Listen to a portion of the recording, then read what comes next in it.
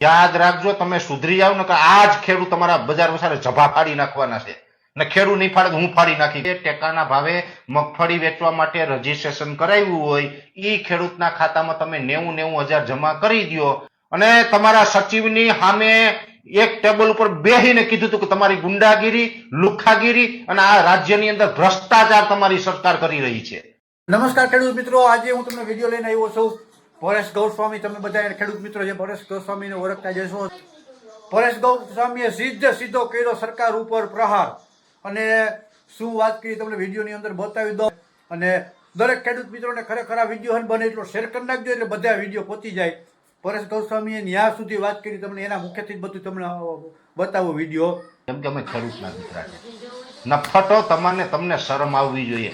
તમે 3.5 ખાંડી માંડવી લેવા હાલી નીકળ્યા અને પાછા એમ કહ્યું કે અમે ટેકાના ભાવને અમે ખેડૂતને કાંઈક ટેકો દીધો, તમારા બાપનો તંબુરો દીધો. તમે શરમ આવવી જોઈએ તમને સરકારને.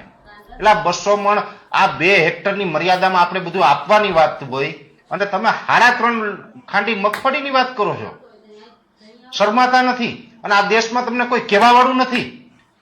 અને હું તો આવા સરકારની જે વાહવાહી તાલીઓ પાડતા હોય ને એને કહું છું, જરાક જોજો. હવે આ છેલ્લી ક્વોલિટી ગયા, છેલ્લી પાયરીના છે, છેલ્લી પાયરીના. આનાથી હલકટ બીજા કોઈ ન હોય. શરમ ન આવે? બરે કૃષિ મંત્રીએ રાજીનામું દઈ દેવાય.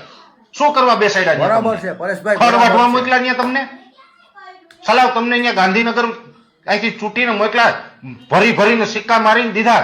શેના માટે દીધા? તમને પગાર લેવા, પેન્શન લેવા? હમણાં એક નેતાએ એમ કીધું, બહુ જૂના નેતા છે, મારે અટાણે મને શરમ આવે, મારી દાદાની ઉંમરના છે. હવે એ કે જે ઓલા જૂના નેતા કે નિવૃત્ત થઈ ગયા ને ધારાસભ્યો, એનું કે પેન્શન વધારો, પેન્શન. એટલે આ અમારા ખેડૂતની સોયની નાડી નથી રહેવા દીધી. તમે બધું ઉહેડીને લઈ ગયા, હજી તમારે પેન્શન વધારવું. 3.5 ખાંડી માંડવી લેવા હાલી નીકળ્યા, પાછા કે અમારી પાસે ગોડાઉન નથી. ડૂબી મરો. ભારત દેશ આઝાદ થયો ને 80 વર્ષ થયા ને 30 વર્ષથી ગુજરાતમાં તમે શું અહીંયા કરતા હતા? મારા અટાણે ક્યાંક નહીં બોલવાના શબ્દ બોલાઈ જશે ભાઈ, અને વરી પાછું ક્યાંક આમાં ગુજરાત આખામાં નોખું થાય. એટલે મને અટાણે ન બોલું ને એટલું બરાબર છે. એનું કારણ છે કે હવે આ સહનશીલતાની હદ વહી ગઈ છે, હદ વટાવી ગયા છે સહનશીલતાની. એટલે 200 મણ ક્યાં અને 70 મણ ક્યાં? તમે એમ માનો ને કે 70% કાપ મૂકી દીધો મગફળી ખરીદવામાં. શેનો ટેકો તમારો? ટેકો હું શેનો ટેકો? તમારા આમ કઈક બાપ દાદાઓની મિલકત વેચી તમે ખેડૂતને કઈક આપી દો છો? ટેકો ટેકો ટેકો શેનો ટેકો? હવે તમારી પાસે ગોડાઉનની વ્યવસ્થા નથી. મગફળી ખરીદો ગોડાઉનમાં, મગફળી હાચવવાની તમારામાં તેવડ નથી.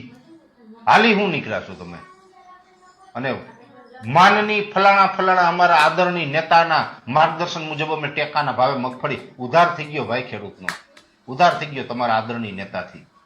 શરમ આવે? શરમ તમને શરમ આવે? કઈક શરમ જેવું હોય? હું તો આ મારો આ લાઈવ છે, આજ મારે આ પૂરું થાય ને એટલે પહેલું મારે દરેક નેતાને મારે એના વોટ્સએપમાં આ ક્લિપ મોકલવી છે. કેવું છે કે હવે તમારે સુધરવાનું છે કે હાવ નાક શરમ બધું નેવે મૂકીને બેઠા? એટલે જગતનો તાત આપણે કહીએ, જેના થકી આખો દેશ હાલે છે, એની હારે તમે મસ્કરી કરો છો. આવી 200 મણ મગફળી લેવાની હોય ત્યાં તમે 70 મણ મગફળી લેવાની જાહેરાત કરો. તમને શરમ નથી આવતી?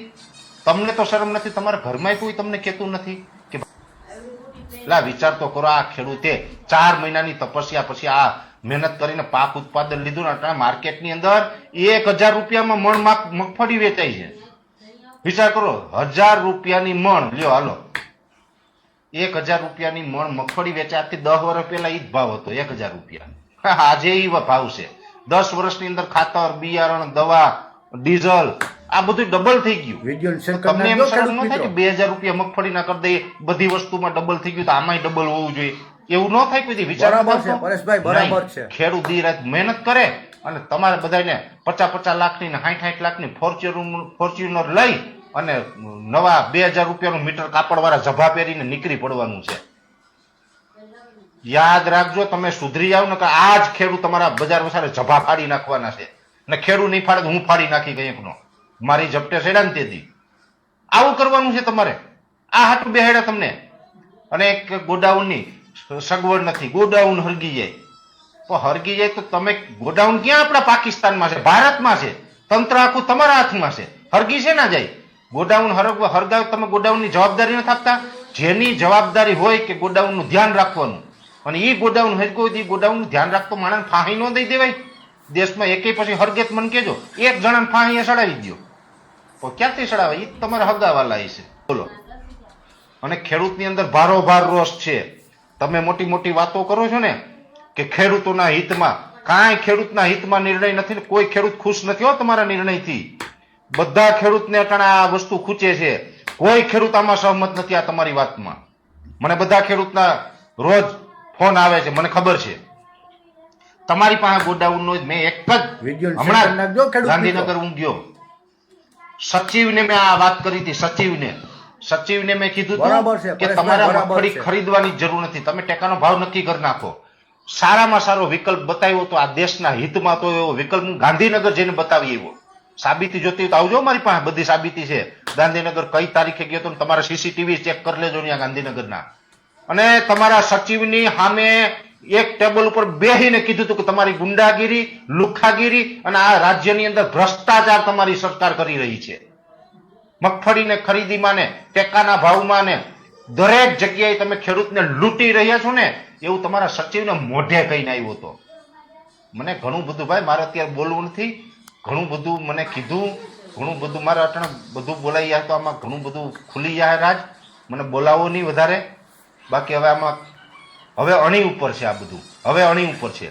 અને હું તમને કહું, તમારા સચિવની ઓફિસના સીસીટીવી ચેક કરી લ્યો. પરેશ ગોસ્વામી કઈ તારીખે આવ્યો હતો, કઈ રીતે બેઠા હતા, કેટલી વાર, 1.5 કલાક બેઠો હશે પરેશ ગોસ્વામી.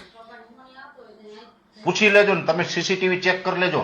તે દિવસે મેં સચિવને સલાહ આપીને ગયો કે ભલામણ આ બધું ખોટું થાય, તમારે કાંઈ કરવું નથી, માત્ર એટલું કરો કે તમે 1450 ટેકાના ભાવ જાહેર કરી દીધા. ઓપન માર્કેટમાં 1000 રૂપિયા ભાવ છે ને હમણાં રહેવાનો છે, કદાચ નીચે જા ઊંચો નહીં આવે.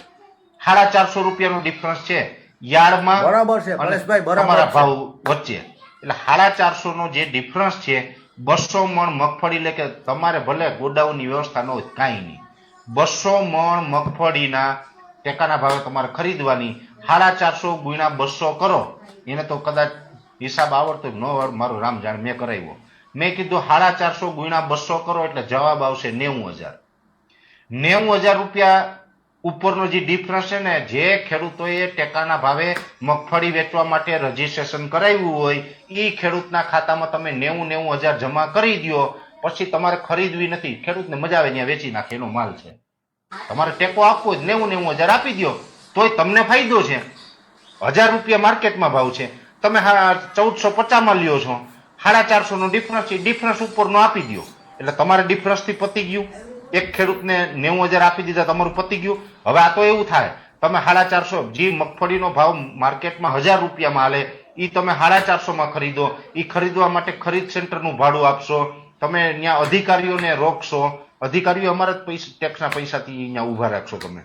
એ અધિકારીઓ રોકો, પછી એ ટેકાના ભાવનું સેન્ટર હોય ત્યાંથી તમે ટ્રાન્સપોર્ટ ખર્ચો લઈને ગોડાઉનમાં લઈ જાઓ, ગોડાઉનનું ભાડું ભરશો, ગોડાઉન હરગે એમાં નુકસાની આવશે.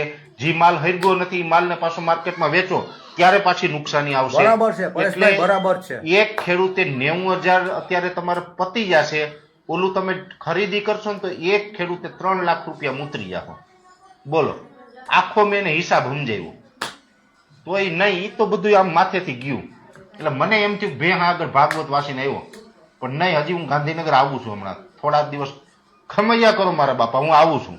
અને હવે છે ને દમથી આવું છું, ત્યાં દમથી આવું છું ભાઈ, કેમ કે બહુ થઈ ગયું. અમે નથી જાહેર કરતા ભાઈ, કાંઈ વાંધો નહીં, આપણે કાંઈ સમાજ, મેં ફોટોય તમારો ન બતાવ્યો ફેસબુકમાં કે ભાઈ હાલો હું આને મળીને આવ્યો ગાંધીનગર, કાંઈ નથી કરવું. મેં કીધું આપણે કહેવાનું હતું, કઈ મેં કીધું આવતા રહે. એટલે આવ્યો નહોતો એ હું તમને કહું, મહિનાથી ત્યાં બોલાવતા હતા, એને એનાય પુરાવા છે મારી પાસે. મહિનાથી ત્યાં બોલાવતા હતા, બાપા આવો ને ગાંધીનગર આવો ને, તમારી મહિનાદીની વિનંતી હતી ને ત્યાં હું આવ્યો હતો. એટલે હું કે તમારે ચા પાણી પીવા નહોતો આવ્યો, હું ખેડૂતના હિતમાં કરવા માટે તમને હું સલાહ દેવા આવ્યો હતો, તમે એ માટે જ બોલાવ્યો હતો. જોકે તમારો ઈરાદો બીજો હતો કે તમે વિરોધ કરવાનું બંધ કરી દો ને આપણે કઈ રીતે આગળ વધુ, હાલો ને આપણે ભેગા બેહીને સમજી લઈએ. કદાચ એવું હોઈ શકે હવે સાંકેતિક ઘણી બધા શબ્દ આવ્યા મને ખબર નથી ભાઈ એમાં. હું દેશી ગામડાનો ભોરો માણા રહ્યો. વિડીયો આ તમે ન કર્યું ને એટલે મારે અહીં બોલવું પડે. તમે ન કર્યું, તમને કીધું તો કે મારા બરાબર છે, 200 મણ માંડવી લઈ લો બરાબર છે. અથવા 200 મણ માંડવીના તમે પૈસા નાખી દો ખાતામાં, એટલે મારે કાંઈ નથી કરવું.